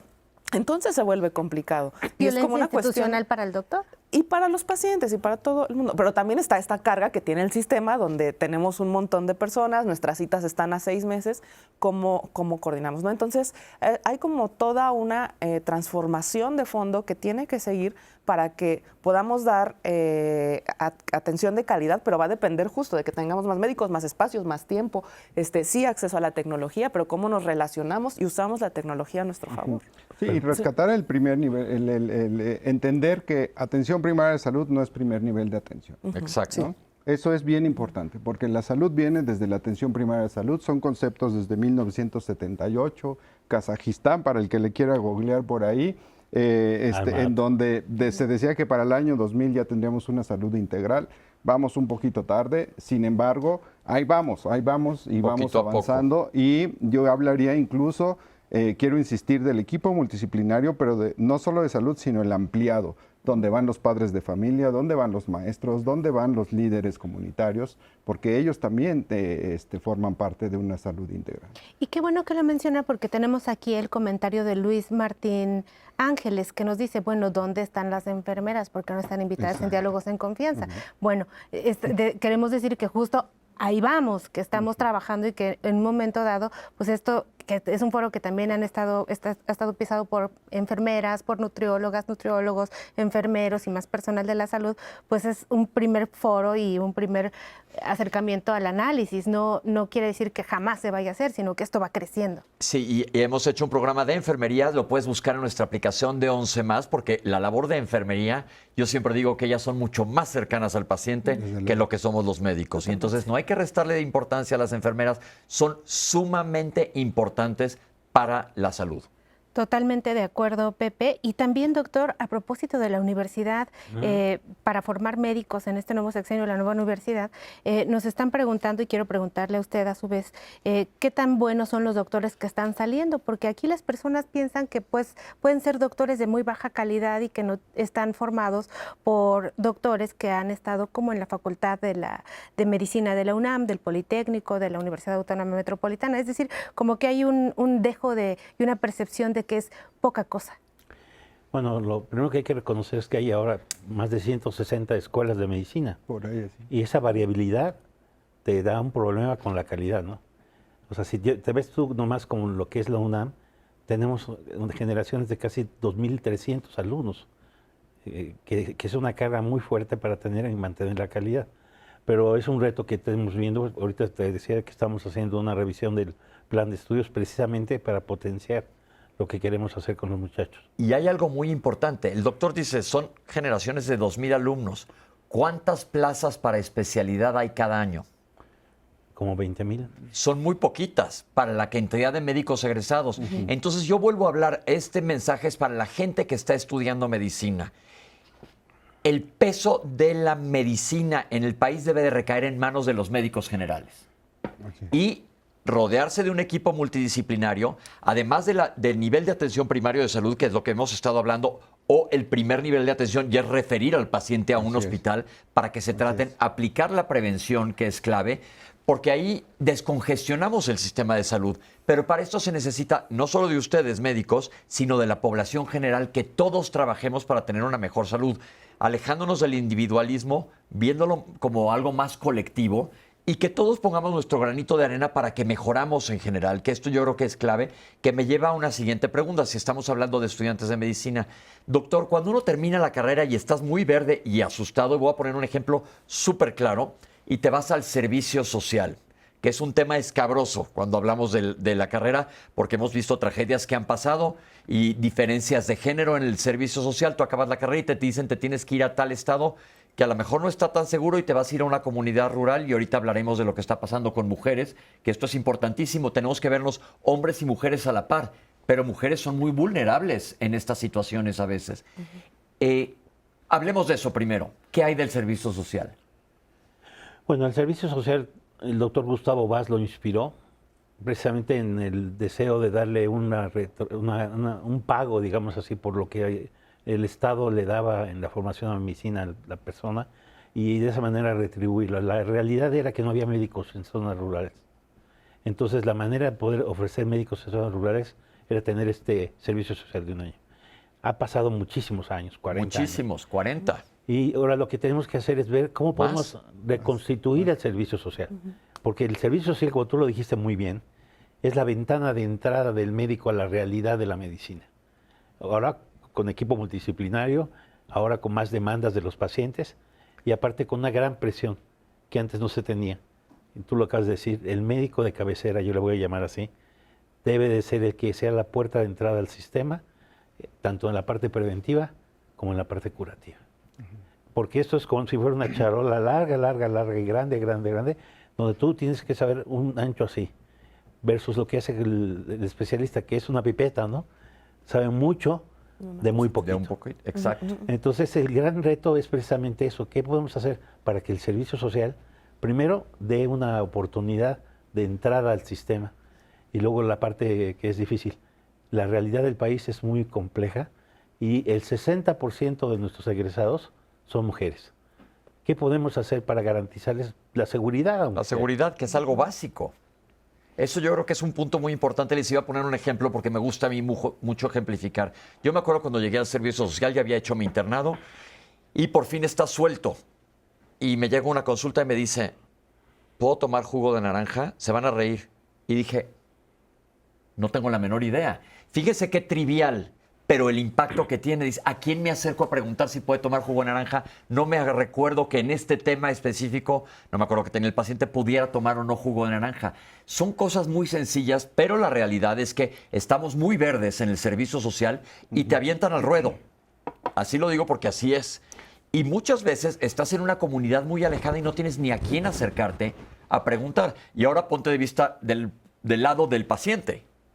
¿Quién me está atendiendo? ¿Qué tanta experiencia tiene? Entonces, es nada más poner a la luz problemas reales. Así es. Pepe, yo quiero, mi ADN es politécnico, yo blanco y guinda. Hay una escuela en el Politécnico, se llama Centro Interdisciplinario de Ciencias de la Salud, Unidad Milpalta, en donde son varias carreras y terminando cada semestre hacemos una práctica comunitaria integrativa. Nos vamos todo el equipo, odontólogos, optometría, enfermería, trabajo social y medicina. Entonces nos vamos a las comunidades y hacemos lo que se puede de atención primaria, precisamente entrenando no solo al médico, sino a todo el equipo.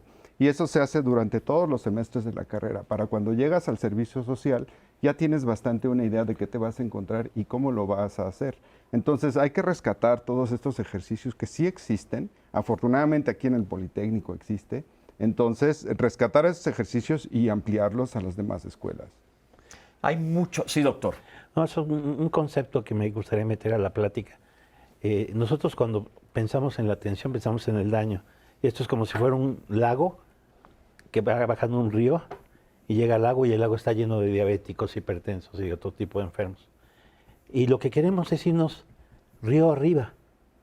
¿No? Primero el downstream, es decir, ok, vamos a detectarlos oportunamente. Antes de que esté muy avanzado el diabético, lo voy a detectar oportunamente. Eso es downstream, está cerquitita ahí del lago. Vámonos más para arriba, al middle stream, al medio de la distancia entre la montaña y el lago. ¿Y ahí qué tenemos que hacer? Pues ahí tenemos estilos de vida. ¿No? Y entonces vamos a actuar sobre los estilos de vida. Y luego, finalmente, tenemos que actuar en la parte más elevada, allá arriba, donde llueve, donde se colecta el agua. Y esa parte es lo que llamamos upstream y es la salud colectiva. Entonces, son cosas bien diferentes, ¿no? Que te quería decir porque la salud pública aplicada en la medicina ve tanto partes individuales, la vacuna, como partes colectivas, el etiquetado de alimentos, ¿no? Pero hay que entenderlo, hay que verlo y enlazarlo.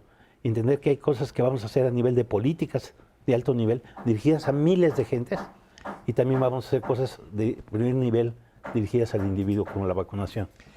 Ahora nos quedan nada más un par de minutos. Voy a hacer una pregunta con bastante jiribilla. ¿Qué hay de la salud mental de todos los que estamos con un estetoscopio o una gasa o un sistema de curación o atendiendo a un paciente? Siento que no se nos da la importancia ni el cuidado en salud mental a todos los trabajadores de salud. Así es, hay una falsa creencia de que los que estamos trabajando en el sistema o que somos médicos o personal de salud estamos más protegidos. No solamente en la parte mental, sino en la parte física y que no nos vamos a enfermar de nada.